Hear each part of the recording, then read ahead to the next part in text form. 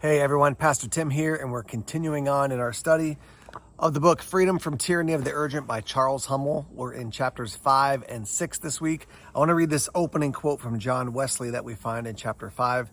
It says, "Though I am always in haste, I am never in a hurry, because I never undertake more work than I can go through with calmness of spirit." I love that quote, and even just as we kick things off here, maybe that's something to think about. Just consider for yourself.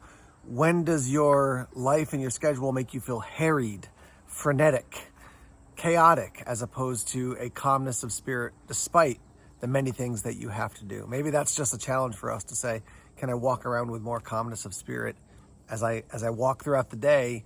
And to do that, maybe I got to reorganize my schedule. So with that said, we've been talking in the book so far about the concepts of time and using it well, using it in a kingdom-oriented way.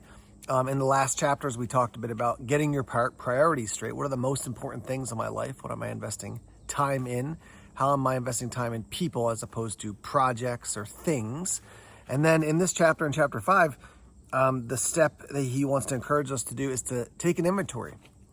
In these increments that he gives us when we look at this, see if I can find there it is, the figure, break out into these different half-hour stretches from throughout the day. What are you doing at that time? And I want to encourage you to do that. It's really easy to think, oh, I know what my day looks like. But as he mentioned that about that college student, sometimes slowing down will help you to actually see what your day is like versus what you think it's like. Now, you may say to yourself, no, I really don't feel like I need to do that because I've got my schedule. It's on my Google Calendar. It's on my, my Microsoft Calendar, whatever it is.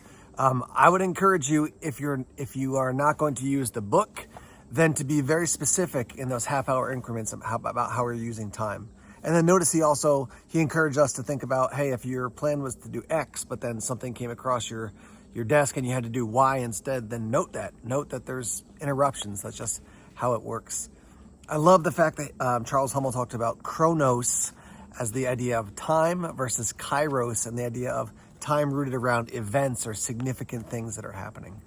So let's not just think about time as A to B to C to D in that chronological order, but what's happening that's of value, that's important in my life. So let me throw out a couple questions for us to think about as we start to assess our calendars.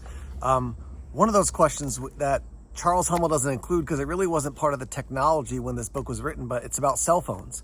So take your cell phone, and if you need help, you can probably hop online and look up how to do it, but look up how much screen time you're spending on your phone. It's so easy just to fall into the pit of, I watched this video on YouTube, and then I watched this thing on Facebook, and I was on Instagram, and then I was checking out the latest news. And it doesn't have to be bad things. They could be good things. You can be watching a cooking video that's going to inspire you to make a new meal for yourself or your family or a friend. But just look and see how much time you're spending on your phone. If you figure that out, it's amazing how quickly the use of your phone and just wasting time on your phone, how quickly that can kind of take over your life. And so I encourage you highly, spend some time looking at how much you're looking at your phone.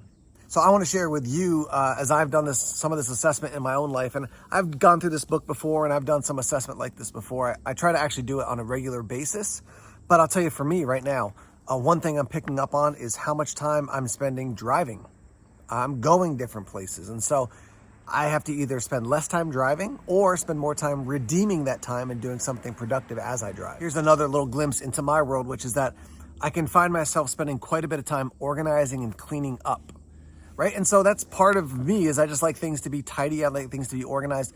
But if I spend so much time of doing that and I'm not spending time with people, with my family, with my wife, my kids, my friends, spending time with God in scripture and in prayer because I'm so busy tidying up, well, then I got to figure out a system to either, make sure the house or the space I'm in is neater just in general, or I got to spend less time tidying and just say it's okay to have a little bit of a mess because I'm investing time in what ultimately matters. I can tell you one thing for me is that the more simple my life is, the less stuff I have cluttering my space, the more effectively I use time. So maybe that'll be helpful to you as well. On page 53, there's a list of basically a way of thinking about people versus things, right? So I want to read this list to you.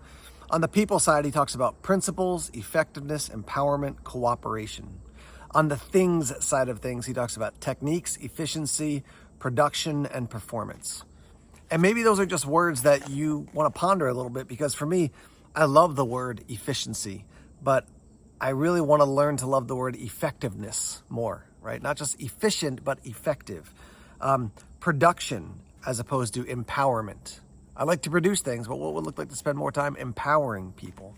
So just those words again: principles, effectiveness, empowerment, cooperation on the people side of things, and then techniques, efficiency, production, performance on the things side of things. I really like that as chapter 6 closes out, he basically says, pick one thing and focus on making time for that in your schedule, not just because you have to, but because it's important. There's value in it. He talks about Bible reading, for example. Maybe that means getting up 15 minutes earlier in the morning, or consciously making that hard choice to take something out of your schedule so you'll have more time to read scripture. Let me encourage you on another maybe step down or level down from that, which is don't bite off more than you can chew. If you're not reading the Bible at all, don't say, I'm going to read it for 2 hours every day to start.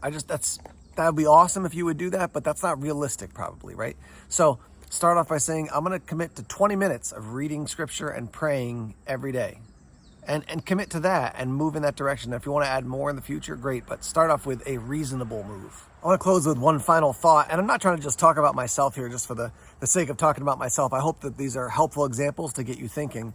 But in my life, I found that if I get up in the morning, I have a good breakfast, I exercise, I have some time in scripture and prayer, there's a couple other things I like to do right when the day starts off. If I do those things well at the start of the day, it sets me up for success as the day goes on. If I don't do those things, if I just jump into activity and hop on email as soon as I start, my day pretty quickly can go sideways and it's not as effective. So I want you to think about what's an empowering way to start the day that will get you a W. It'll get you a win right off the bat, so you can say, yeah, I'm moving in a good direction in my use of time. I've really enjoyed this book and these 2 chapters in particular. And next week, we're talking about the art of saying no. That's the title for chapter 7. I'm really excited about that because one of the lines I like to say again and again is we have to learn to say no to the good so we can say yes to the best. So I'll be interested to dig into that next week with you. Thanks for tuning in, and feel free to leave comments here, or you can contact us, info@mercychurchnh.com, and we'd love to hear your thoughts and feedback on this video series and as you're studying the book. All right, blessings to you. Take care.